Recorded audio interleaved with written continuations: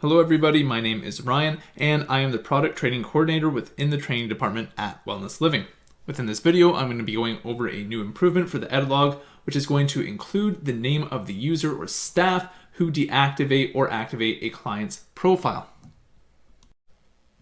This improvement involves the edit log and it will include the name of the staff member or user who deactivated or activated a client's profile. So as you can see right now, I am within a client's profile, and if we navigate over to the right, we can see Activate Client, and underneath that there is a radio button that can be switched to the on position, which would mean that they're an active client, or it can be switched to the off position, which means they are a deactivated client. So I can click on that and you'll see that it becomes deactivated, and you get a confirmation at the top which says client has been deactivated.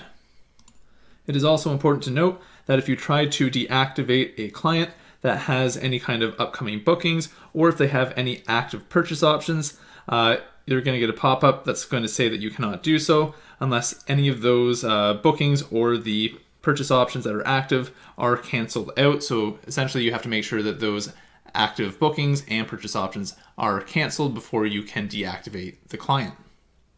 So continuing on, we want to make sure that we can see this within the edit log. So we're going to go over to the app drawer and then we're going to click there.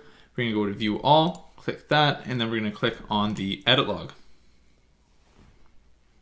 Once the edit log comes up, we can see the most recent entry within the edit log, which is right here, and that is what we just actioned. So underneath that, we can see the date. The date and time is going to be right here. We can see the user, so the staff member who actioned it. We can see that staff member's staff role within the business, and then we can see the activity, which is essentially what had been actioned. So right here we see client Simon Grove status has changed, which we just changed. Now if we click on that, it'll come up and say edited user activated from on to off. So again, that's exactly what we did from Simon's profile. What we did is we changed them from an active client to a deactivated client.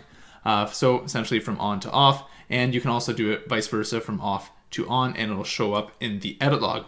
So just to reiterate, for this improvement, when a client's profile is activated or deactivated, it will be shown within the edit log.